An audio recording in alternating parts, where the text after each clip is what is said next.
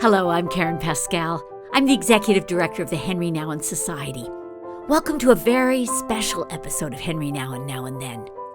Our goal at the Henri Nouwen Society is to extend the rich spiritual legacy of Henri Nouwen to audiences around the world. We invite you to share the daily meditations and these podcasts with your friends and family. Through them, we can continue to introduce new audiences to the writings and the teachings of Henri Nouwen, and we can remind each listener that they're a beloved child of God. In this podcast, we have a special treat for you, a recording of Henri Nouwen himself. 40 years ago, Henri Nouwen gave a series of talks to a group of Christian educators in the United States. He had just returned from a short sabbatical in Switzerland, where he wrestled with what Jesus meant when he said, "Blessed are the peacemakers." This is the third in this series that Henri Nouwen gives on becoming peacemakers.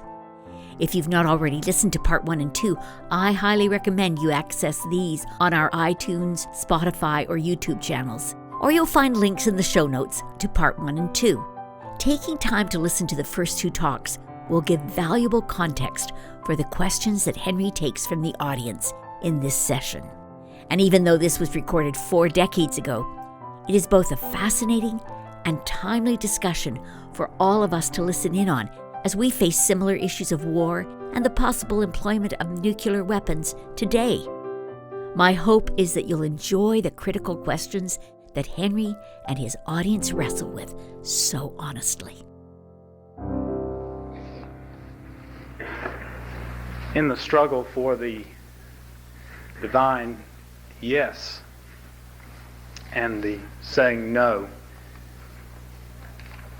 how is one also to respond to those who preach the gospel of deterrency, which is basically an understanding that power must be balanced with power and that force must be met with equal force, and that there is a history of institutions balancing this power and maintaining a certain level of peaceful coexistence. My question is, I almost forgot my question. My question is, do you imply in your teaching that the struggle of the individual to become God in some way ignores the political reality that in some cases deterrency has in fact been successful? It has in fact been successful. In some cases. Let me just start by saying simply that I don't really sort of have an answer in the sense of that what I was just saying this morning doesn't obviously make a lot of political sense for many people. The American bishops who have been together last week to discuss a statement on peacemaking, which has not yet been finalized, this discussion, have gone through an enormous amount of agony around that issue. And the attitude of the Catholic Church over the last 10 years is evolving around those problems very rapidly. Brian Hare, who is the advisor of the American Catholic Bishop Conference on peace issues, was still saying that the use of nuclear weapons is definitively immoral, but having them is not. You can see what a strange construction that is, because having them obviously doesn't mean anything if using them is a moral impossibility. Nevertheless, this was said with also a very much of a pastoral concern for thousands of Americans and Russians and Christians over the world who, in some way or another, are involved in this very complex defense system. Recently, in one of his statements, said, well, having nuclear weapons can only be considered acceptable to the degree that the balance of power would be the starting point for mutual disarmament. That, in other words, they went one step further and say having them can only be seen as the way to disarmament, as the basis for the necessary disarmament talks. Okay. I'm just saying that just to give you a little idea of the sort of the most formal statements that having been made around this. Also now there has become a new place for resistance, even officially. I mean, for a long time, I'm just speaking about the Catholic Church for a second, simply because there has been so many changes there. For a long time, being conscientious objector was sort of unthinkable for a Catholic. And now, since Vatican II, there has been an explicit sympathy expressed for those who in their consciousness can no longer participate in war. And so there is a place for that. And now also later, much more positive voices are heard towards resistance against nuclear arms race. So what I'm saying is there is a movement happening towards a new understanding of peacemaking. And it's right what you're saying is the balance of power in a way has been always considered sort of a way to keep us from blowing up. I mean, that has been sort of theoretically the case. Nobody ever could test that out. Nobody could say we are not being attacked by the enemy because we have as many weapons as they have, or they are mental constructions.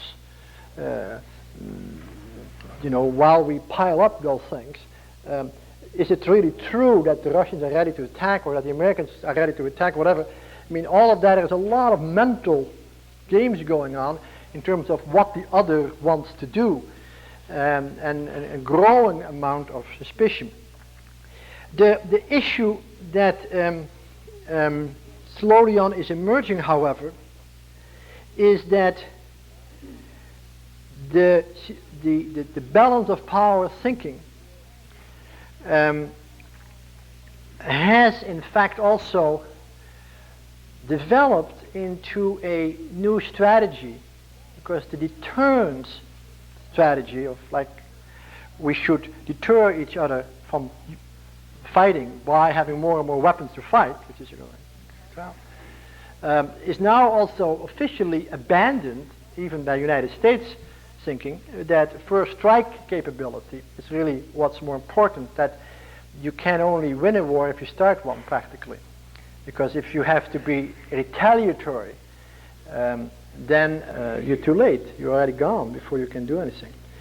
I personally feel that the madness that we are involved, and the madness is something like this, that millions of American people, good parents, all the way to the presidents and the senators and the people who work in electric boat. I mean, there's nobody evil there. I mean, as such evil. They're all people who want peace in some way. But that the madness is that we all have come to slowly on be so pervaded with the powers of war and fear that our whole economy and even our whole society and even our whole way of thinking and living is somewhat done within the context of this nuclear threat. And it started affecting our teaching, our schools, our children, our thinking about the future, and slowly on it becomes more and more pervasive. And that somehow that cycle has to be broken.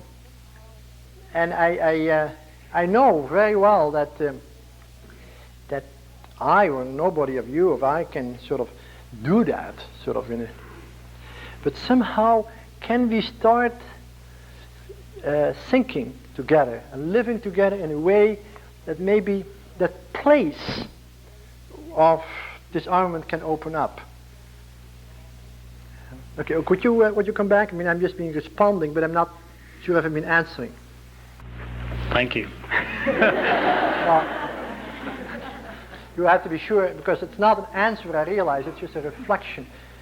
The struggle I have is not with your theology, it's with the political reality I have to live in too. Yeah. Which is, I don't even have a problem with the anger that's directed at me because I embrace life. Because I think even that can be used creatively. Yeah. And I speak as a priest, I'm a priest. Yeah. So my problem is with the political realities around me that are always attempting to draw me into fear and seduce me into believing that whatever is done in the name of peace, whether it be the aggrandizement of the arms or the technological sophistication of the weapons and upgrading them and continuing some kind of technological balance. All of these things contribute to seducing me into believing that I'm safe. Yeah. But what I see is I'm not safe. In fact, I'm more in danger. How do I respond to that as a Christian if I'm, do I ultimately say, well, heaven is on my side, and when I go, when the bombs drop, just let me be in the Ronte's position, you know? Well, the answer, no, that's not the right answer.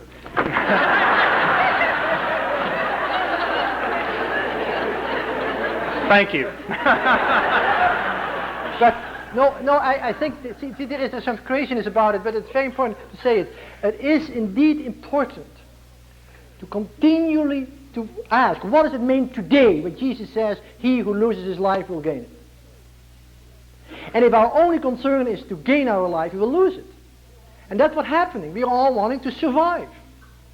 But there is a kind of a panic concern about survival that means our spiritual, mental, and emotional, and human death. If I stand in the presence of God and say I'm alive, and I killed about 50 million Russians in order to be alive, then I'm not alive. I'm dead, totally dead. And somehow I have to continue to preach the gospel of Jesus Christ, who says that the physical survival is not our last concern. That is not our concern, strangely enough. I mean, it's not what the gospel considered. Jesus never considered his survival the issue. The opposite, he said, if I have to give my life for life, I will do so. The whole doctrine of the cross didn't have the Christ to die in order to enter his glory this way. And I think we have to believe deeply in our heart that the life of God is stronger than death. The love of God is stronger. It's only on that basis that we can live together. And if our only concern is, how do I end up on the wrong side of the wall when the bomb falls, I mean, that is in a way an act of faithlessness. A thinking, that's not faithful thinking. Faithful thinking is, if the Lord takes my life or wants me to surrender my life, I know that life that I'm giving will be gained in a whole new way, and I cannot exactly say how, what, and where. Not just speaking about we will be all fine in heaven and to reward it. I'm speaking about a deeper kind of belief that the promise of God, as the God of life, is a promise that we build our whole existence of, and that that we have to continue to hold on to that promise even in the face of nuclear threat. See, because sometimes we say, well, we hold on to the promise in the small wars, but in the big wars we don't. No, but the agony of the world is the agony that Christ has suffered. And we should very much realize, well, I'll come to that a little later, that what happened on the cross, what happened on the cross, we only now start, not only now, we more and more start seeing. The suffering of humanity that we are involved in is the suffering that God has taken on the cross. And as we see the agony of the world developing over the centuries, we really start discovering what indeed has happened when God died for us. And it's on that basis that he died for this same world that we are in, that we can dare to give up our life. And I think the Christian community and the Christian mutual support is not consoling each other and say, well, you know, if we sort of spiritual or physical fallout shelters because we might make it when the bomb falls. I mean, that's not even interesting if we will make it. Interesting is we are faithful. But I'm asking the question, are you implying that we surrender our political involvement? No, the opposite. See, it's very, what I'm implying is that we are politically involved and are really doing any possible thing to change, for instance, the disarmament, physical disarmament conference, Geneva, SALT, whatever, that we are involved in that, but involved in the way of faithful people, and not in.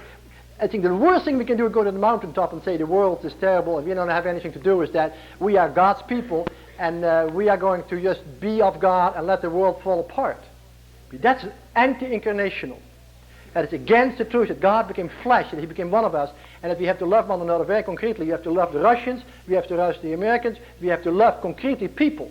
And people are people. And we have to do any possible thing to make that peace of God visible in the world. People live together, children, adults, families, nations, groups.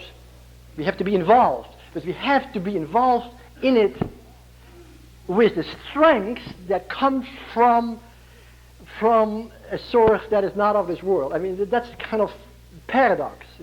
I don't know. Just as a closing thing, I'd like to share experience with you.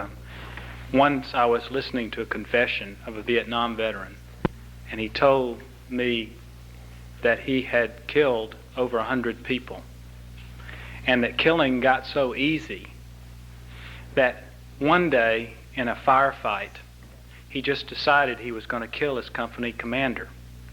So he shot him in the back and killed him. And then that young man looked up at me, and he had tears in his eyes, and he was smiling at the same time, and he said, I have become Satan for my country. I have become? Satan for my country. Mm-hmm, mm-hmm. Yeah, it's just unbelievable. Now that is the seduction. Mm-hmm. And I'd like to hear you deal more with that seductiveness. I will, thank you. Thank you. I was feeling a good deal of despair and confusion about the issue of saying no without getting sucked into the same hatred that you're trying to resist when you were reading the description of the massacre. It's very easy for me to love the victim.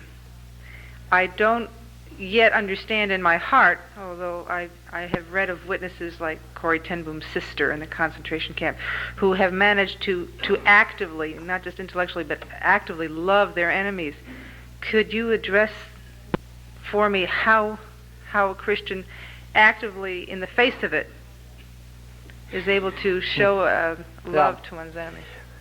I cannot, but I will give you little stories, because they're really coming. While you were talking, I just got little stories. My grandmother lived with my family in Holland while during the German occupation, and the SS soldiers all the way came to the door to look for my father, who was hidden behind the windowsill on the second floor.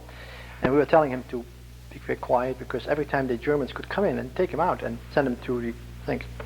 And so we were really full of hatred for those people who were trying to get my father. And my grandmother, who lived close to the German border but happened to be with us because her house was destroyed, lived with us. And she was a very wonderful person. She was in her 70s then, 60s, 65, 70. And the German big military guys came to our door. And my God, everybody panicking, they have helmets and so on. And my grandmother speaks a little German, because she's on the German border and so on. And said, oh, you know, why don't you come in the kitchen? I have a cup of coffee for you. Because you must have been really hungry, working so hard the whole day. And he was 18 years old, and my grandmother saw an 18-year-old grandchild in front of her. And she saw this unbearded little face under the big helmet and big. So this guy was totally inappropriate. I mean, he was older, but he was just a little boy, and he saw this young child who was become part of this huge army, and suddenly was victimized by the enormous force, the demonic force, that he himself was not a demon. He was just. And I thought about it. Another example that came to my mind is Timmermans. Some of you might have read that book about Timmermans, about Argentina. Timmermans was a very well-known journalist in Buenos Aires. And he was tortured terribly by the Argentina police.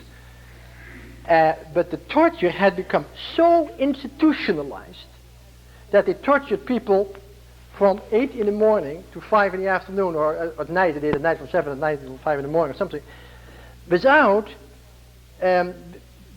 even realizing, the kind of inhumanity they were involved. Because after a torture session, and you know how they are from descriptions, the torturer sort of sat down, give a cigarette to the guy who was torturing and said, listen, you have some relations in the publican world. My son is looking for a job. Do you know how I could get a job for him?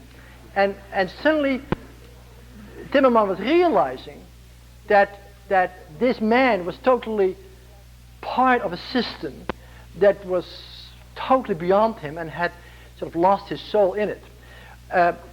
All of that is simply to say that it remains of great importance for us to continuously realize that the people who doing those things, like even the soldiers in Guatemala, are really like we are, and in many ways victimized by the same powers. And I think that is an important realization that can be lifted up in prayer, can be lifted up in discussion, can be lifted up and can be sort of the beginning of at least some peacemaking on that level in our heart. Do you want to say more?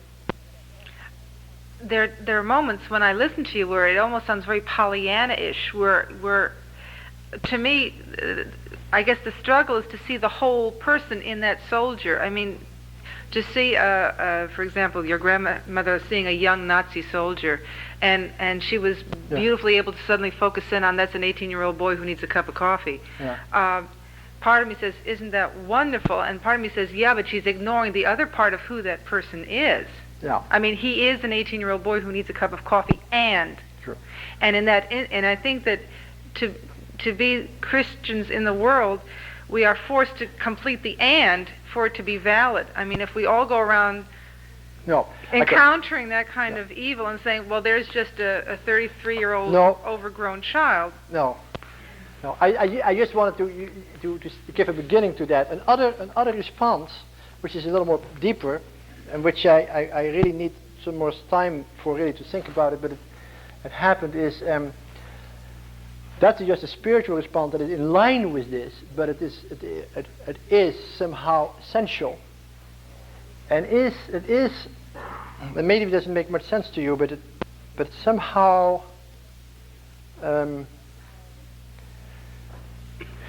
real compassion, which means to suffer with, okay? To suffer with, that's what the word compassion means. Pati cum, suffer with. In a spiritual sense, means that we connect our lives with the suffering of God. That's really what compassion in the most profound sense means. That God came to suffer. That the whole story of our revelation, that God came to suffer. That he's a suffering God, which is a contradiction in terms in a way, but that's the mystery that we're involved in.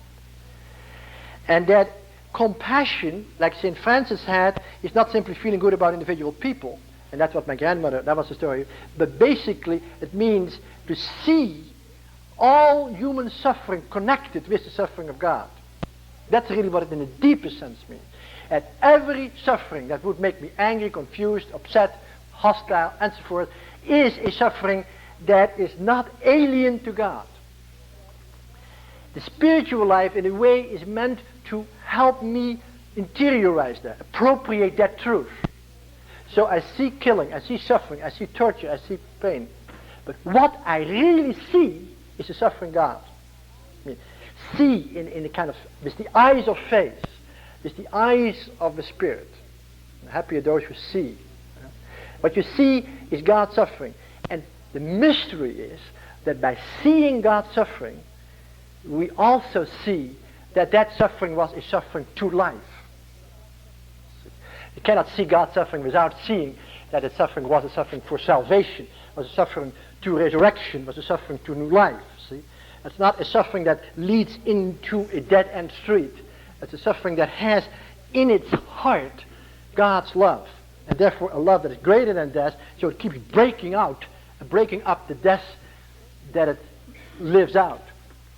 And I think that that my grandmother's sympathy for this 18-year-old boy was a sort of a psychological translation of a much more spiritual event that she had been involved in, because I know that she couldn't just see any human suffering without continuously seeing it in the light of her face.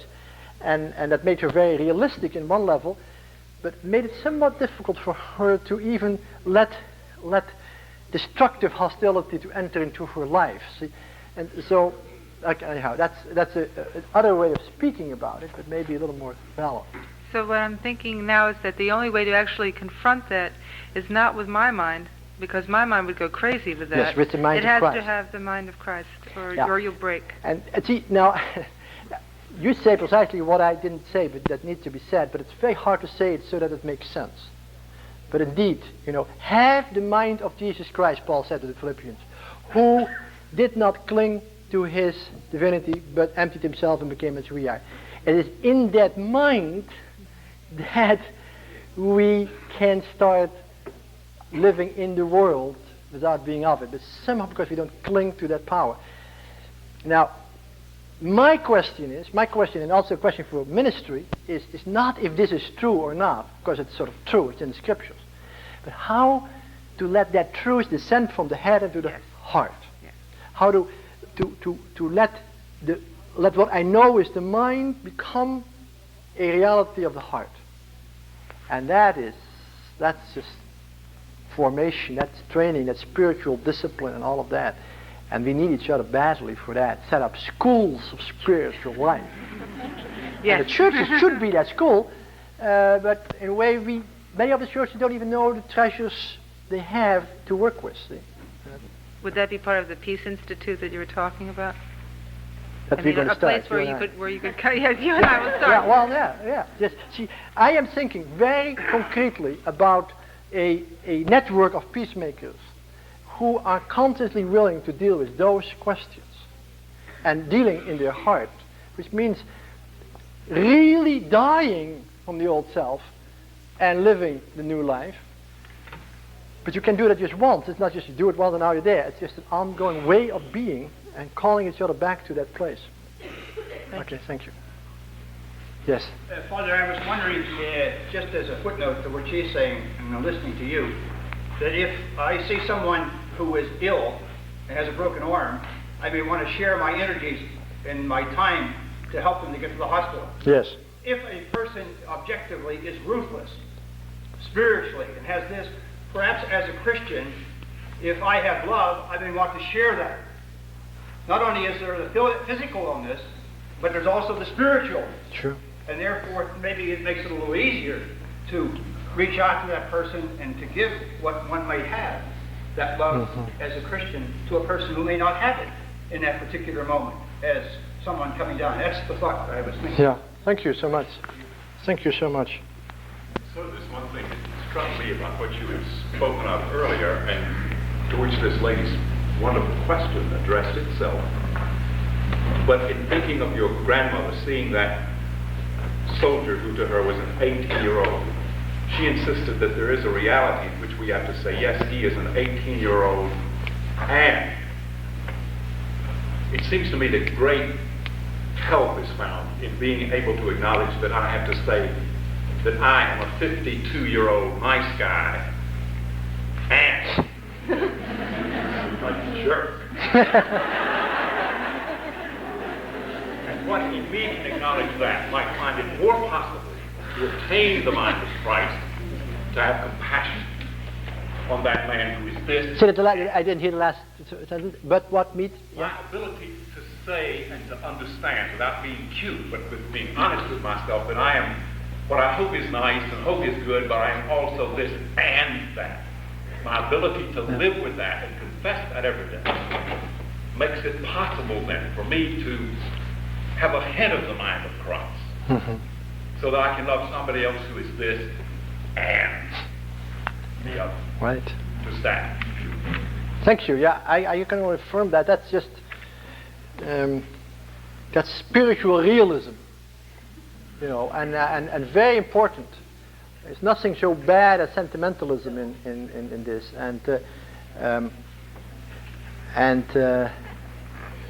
yeah. Well, I think you don't want an answer, do you? Thank you. Yes. Could you speak a little louder? How do we make sure that our good deeds are not anxious attempts to promote our own cause? In other words, what I'm trying to say is that in the scriptures, Jesus talks about blessed are the poor, for they shall inherit the eternal life and this sort of thing. And people therefore say, okay, let's all be poor. Let's get rid of all our possessions and let's be poor, and thereby what they do is they set up a standard of good deeds that will thereby give us some sort of salvation. And in essence, I'm sort of drawing on the same idea of salvation by works. How do we make sure that what we are doing, the good works that we do, are not for our own pride and are not to make our own causes made manifest? In a way, the answer is very simple. You make sure of that by continuously submitting yourself to the confronting and forgiving reality of the Christian community. In other words, you are there to be always obedient to Christ. But obedience to Christ doesn't mean to Jesus simply who lived 2,000 years ago. It means obedience comes from the word listening. Obadiah, audir, listen, to be open. To be open to be part of a living body that is the body of Christ. And therefore, to say, see, you don't have to sit down and continuously try to figure out if you have the motives right, because you never will find out. I mean, anything I do, I might talk to you all about Christ and basically do it for all the wrong reasons. I mean, in a way. But if I am willing to submit myself to the larger questions, to the larger community, then I think I also will continuously be asked to empty myself out again and again and again. See what I mean? And so it is not an individual act. Can you give an example of what would be submitting oneself to the larger community? I mean, Paul speaks of what good is it, he says that if some people preach the gospel out of deceitful gain, yet still God is glorified because the message is being preached. What would be a concrete example of submitting oneself to the larger community? Well, it means, and I will talk about it in the presentation that comes, it means to constantly see my work or my prayer as part of the work of the body. I mean, that's a whole big thing. I mean, I am not Christ, but we as a community are there to give visibility to His presence in this world. I am a part of a body, and in that sense continuously responsible to that body. That has very concrete meaning for me as a priest, because there is very concrete things that I have to. I can even go around and speak here if the church doesn't want me to do that. I mean, after all, I'm sent to preach. If I'm not sent here, this is just an ego trip, and I love to do it, and I might even get a lot out of it, and there's all the wrong motivation, but I can hold on to the fact that what I'm saying not in my own name, but in the name of the church, in the name of Christ, in the name of the body. What I'm saying here is nothing that you had known yet. All the things I've said this morning, you had already heard before, but still, for the upbuilding of the body, I'm saying it in your name, which is the body of Christ, and also in the name of the church. It's a larger reality. See, so that I can take some risks, because I know somewhere that if I really be faithless, somebody will pull me back. And in that sense, now that means in family life and in the way we are part of the community and so forth. So. The reason I bring it up is because there is a tendency to have sort of an ingrown piety. That is, if I am afraid of being prideful in, say, standing on a street corner and saying my loud, ostentatious prayers, then I don't say anything. I don't sit on a bus and read my Bible or speak openly about my faith and this sort of thing. And the end result of this ingrown piety is no action at all. No. And so the things, it's an issue that I often have dealt with. Yeah, I think that's very important, and there's a lot of that sort of individual self-enhancing kind of thing going on, and we have to be very honest about it. Yes, go ahead. I really would like to ask you for some addressing of the tension in our personal realization that we as humans, as citizens of the world, as well as parts of the body of Christ, have never had a precedent such as the threat of a nuclear holocaust. On the other hand, we don't have much of a precedent in terms of our effectiveness as a preventative body. And in terms of being preventative, we can do our good deeds and try in our personal lives to effect a moral, responsible response to the world and our communities, and yet our little personal good deeds and moralities seem to be overwhelmed when you open a Time magazine and look at the destruction that's going on all around us. And how do we address, as Christians, as a body of Christ, and as citizens of the world, that tension between the overwhelming magnitude of the task that we have and our sense of being pioneers and pilgrims and doing much of anything about addressing it? No. Okay. I'm going to present this lecture because I think 90% of the response is right in there. But but just to you personally, I think you and I have to really unmask the illusion of the statistics. I mean, it's a very great temptation to keep saying, well, I'm only me, or we are only us, and the world is so big. I mean, the whole history of Christianity speaks about creative minorities, about the 12 disciples, a small bunch of people, the few reformers, the people who, and if we believe in the power of God's love, the question is no longer if there are 100 involved or 2. Now that sounds sort of a cop-out, but it isn't really meant to be. I have seen in my own life the enormous transformation taking place that came from 1 or 2 people by the way they lived out faithfully their vocation. And it's very important that you and I find that vocation, that we are really discovering what is my particular role in life. You don't have to take on the problem of the world. Christ did that. But you have to find what particular vocation you have.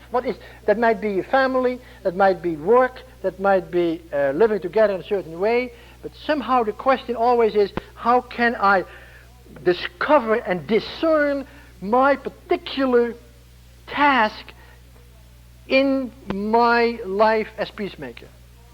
And trust that if I be faithful to that task, many things will happen. A lot of things that I don't even will ever witness. See, that's somehow that crazy confidence that a Christian is supposed to live with. Let me leave it by that, okay? And then we'll talk about it maybe, and you can come back afterwards if that's okay. Thank you for listening to today's podcast. Wasn't this question session fabulous? I'm sure you still have your own questions and will want to listen to the next and final talk in this series. Henri Nouwen stated that to function in this world, we need to have the mind of Christ. This means we can live in the world without being of it, and Henri challenges us to let this truth descend from our heads to our hearts. Next week, we will bring you the fourth and final talk from this unique and powerful series on peacemaking by Henri Nouwen, recorded in 1983. If you missed part 1 and 2, you'll find links to them in the show notes of this podcast. Henri Nouwen continued to develop this theme, and it eventually formed the basis of the book, Peacework. You'll find a link to this book and a special discount code if you wish to purchase the book from Orbis Press. For more resources related to today's talk, click on the links on the podcast page of our website. I hope you have already signed up to receive our free daily meditations written by Henri Nouwen. If not, you can do that on our website at henrinouwen.org. Remember, they're free, and they're a wonderful way to stay informed about the various things we have to offer to those who are enjoying the writings and the teachings of Henri Nouwen. We'd also be so grateful if you'd consider donating to the Henri Nouwen Society. Your resources help us share the daily meditations and these podcasts right around the world.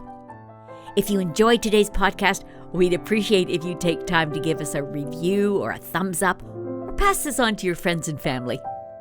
Thanks for listening. Until next time. Thanks so much for watching. Be sure to subscribe, give us a thumbs up, or follow us on social media for more Henri Nouwen content. For books, videos, and other resources, or if you'd like to receive free daily Henri Nouwen e-meditations, you can follow the links below.